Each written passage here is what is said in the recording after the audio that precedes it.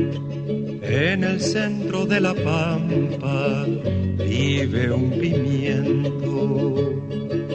Sol y viento pa' su vida, sol y viento.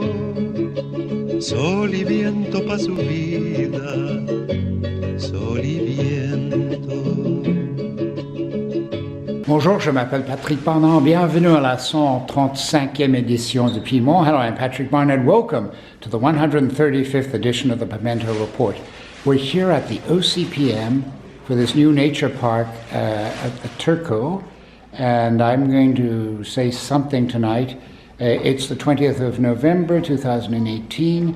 This began actually last night, so we're going to get a taste of what this public consultation has been like. Alors, on va entendre les gens ce soir, c'est le 20 novembre 2018 maintenant. Hier, il y avait des présentations aussi. Alors, c'est un petit goût de cette consultation publique. Alors, notre présentation, je vais faire rapidement un portrait de ce qu'on fait et aussi d'un projet Bleu Montréal qui est la connectivité bleue et dans lequel s'inscrit le projet de parc nature. Bleu Montréal, dans le cadre du projet actuel, c'est de redonner vie, de libérer les anciens cours d'eau de la ville de Montréal. Nous avons identifié des projets que je vais vous montrer plus tard et le projet du parc nature Turco-la-Falaise s'inscrit bien dans ce dossier-là. L'OCPM, c'est l'Office de consultation publique de Montréal.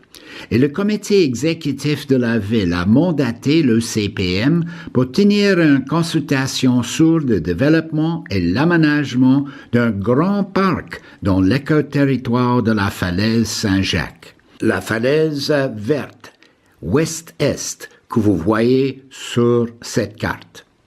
Mais la consultation de novembre 2018 sur le projet de nouveau parc nature de la cour Turco a laissé la falaise un peu à côté.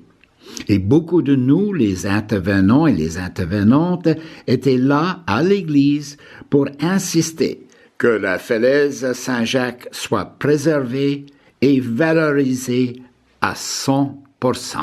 On a parlé beaucoup de la falaise, d'une bande verte ici à Montréal. Pensez-vous que la falaise est très importante?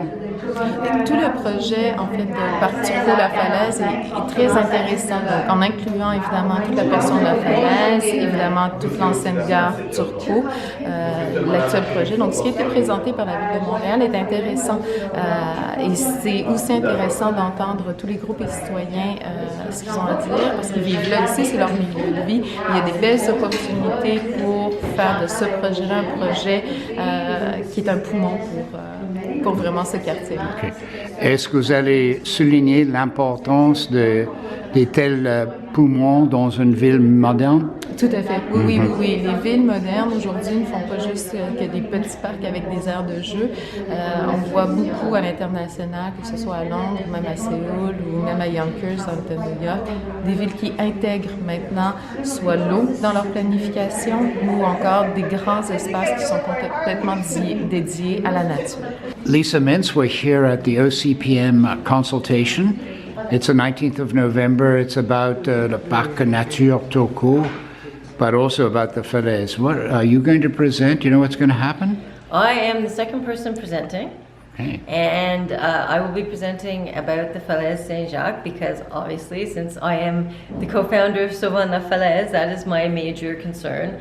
My major concern is that the Falaise Saint-Jacques has been left out of this Grand Park. We always understood because of the June 21st announcement of this Falaise Grand Park that the Falaise was to be part of the Grand Park. But at this moment, it does not seem that the Falaise itself is part of the Grand Park, which means it has no protection. It's part of this eco-territory, but it's been an eco-territory for 20 years. That's not afforded it any protection at all. So, this document here talks about the Falaise Saint-Jacques, talking about stabilizing it, talking about making new north-south connections in it, landscaping, creating vista points. These are all things that would, incur quite a bit of incursion into the falaise, which is obviously what we are watching against. and no consultations have been done. When they did the consultations on the band Vert last year, we thought that the Falaise Saint-Jacques would be part of it. It was not. Now that these consultations are being done, we understood that the Falaise would be part of these consultations, but they aren't either. It isn't either. It's right beside it, but it is not being protected by the Grand Parks. That means, there's no plans to clean up the garbage or none of those things that I was really, really hoping to see. And also there have been no consultations on the Falaise. Here's a $64 million question. Why was the Falaise apparently left out of the final edition of the Parc Nature Turcot? I wish I knew. I didn't even realize that that was a case until November 1st in the Ateliers. When they were doing a summation of the Ateliers, I realized that the Falaise had never been part of the consultations there. And after a bunch of probing, I found out that it was not part of the mandate in this OCPM. Then I asked why it's not a part of the mandate of this OCPM, and I was told that it is not as urgent as the Dal Parc and the Cours Turcot, which they're planning on doing 10 or so years from now. So I'm wondering when they're thinking of getting around to the Falaise. La Falaise Saint-Jacques, effectivement, j'étais très déçu de savoir que c'était pas inclus dans le projet actuel pour le Grand Parc Turcot. Quelques arguments que je pourrais emmener que je trouve importants, pourquoi on devrait l'inclure, c'est que premièrement, territorialement, ils se trouvent tous en grande proximité et ils vont être raccordés grâce au futur DAL Jardin ou DAL Parc. Ça me semblerait logique donc qu'il y ait une gérance unique pour ces trois éléments-là, 3, même 4 avec la bande verte qui appartient encore au MTQ. Deuxièmement, la Dal Parc ou Dal Jardin est supposée devenir s'imbriquer dans la Falaise Saint-Jacques. On s'imagine que ça va être à peu près où ce que Mme Mintz le mentionnait précédemment, où ce qu'il y a le chemin qui existe déjà. Si les personnes qui vont planifier la Dal Parc et la façon qu'elle va venir s'intégrer dans la falaise ne savent pas qu'est-ce qu'il y a sur la falaise, je trouve ça difficile un petit peu de planifier son intégration harmonieuse à la falaise Saint-Jacques. Troisième point, l'éco-territoire. Donc la falaise Saint-Jacques, au moment, c'est un éco-territoire. Selon la ville de Montréal, l'éco-territoire n'a presque aucune protection. On a pour ça la preuve qu'il n'y a pas de protection. C'était l'Anse à l'Orme, je crois, dans l'ouest de l'île, qui est un éco-territoire, mais était planifié à devenir 10 000 unités d'habitation. Donc, si on veut vraiment protéger la falaise Saint-Jacques, si on l'intégrait au Grand Parc, mais la protection serait déjà là. Et preuve qu'il n'y a pas de protection au moment, Mme Mintz l'a montré précédemment et on l'a ici. Il y a des déversements sauvages de déchets, de vidange, mais également de neige pendant l'hiver, ce qui fait que même la neige, elle vient écraser les plantes qui possiblement seraient utiles à long terme, mais qui sont écrasées par le poids de la neige.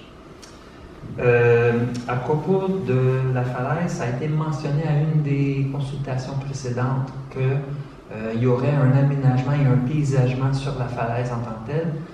Je trouve ça aussi dérangeant parce que la nature a quand même fait son bout de chemin. Oui, il y a beaucoup de plantes non indigènes, donc envahissantes ou qui viennent exotiques, qui viennent d'ailleurs. Mais ils ont quand même fait que le talus est plus ou moins stable, bien que des fois il y a des éboulements. Moi, je verrais plus qu'on intègre la falaise Saint-Jacques au parc, qu'on vienne épauler la nature en plantant peut-être des plantes indigènes, en enlevant les envahissantes, pour vraiment aider la nature à stabiliser la falaise autant que possible. Je ne voyais pas la falaise Saint-Jacques représentée ou inclue dans les plans de développement. Depuis que je vis à Notre-Dame-de-Grâce, il y a maintenant 30 années, La falaise était déjà connue, il y a 25 ans au moins, comme un dumping ground, un centre de déchets. Avec ma famille, nous trouvions ça une honte pour la ville et nous étions étonnés que ce site passait inaperçu par une administration après l'autre. Quand la bonne nouvelle est sortie cet été, que cette falaise qui représente un des rares éco-territoires dans notre ville, c'était tellement soulageant que finalement nous allons avoir un endroit collectif, paisible, sobre, pittoresque, où nous pourrons respirer et rencontrer les animaux en observation et participer avec d'autres personnes qui apprécient aussi et qui ont besoin de nature. Avec le Turco, le parc Turco de l'avenir, la falaise, je pense, et plusieurs gens pensent comme ça, doit devenir encore plus importante écologiquement. Et je vais expliquer ça dans une minute à peu près. Alors, notre groupe Sauvons le Parc pense que, premièrement, il faut préserver la falaise à 100%. Il ne faut pas couper un arbre en pleine santé. Deuxièmement, la falaise entière doit être intégrée dans le grand parc Turco de l'avenir. Il faut que la falaise trouve sa place comme un écosystème préservé, conservé et valorisé. Il y a quelque chose qui s'appelle the Central Park Effect et c'est très simple. Ce qui est frappant ici, c'est qu'on a pris la décision de faire un parc. C'est vraiment quelque chose d'extraordinaire. Et aussi, ça concerne des choses très simples, mais quelquefois très difficiles à planifier. Alors, sur le plan des oiseaux, le Central Park Effect, ça veut dire que où il y a un espace vert, un espace naturel ou même semi-naturel, au milieu d'un milieu urbanisé, les oiseaux, ils vont trouver cet espace-là. Et c'est exactement ce qu'ils ont fait avec la falaise. Alors, d'après moi, les oiseaux, vraiment, ils font face à un massacre. C'est mondial. Alors, ça veut dire que notre responsabilité morale, politique, éthique, c'est de conserver, valoriser chaque espace possible que les oiseaux ont trouvé dans notre milieu urbain.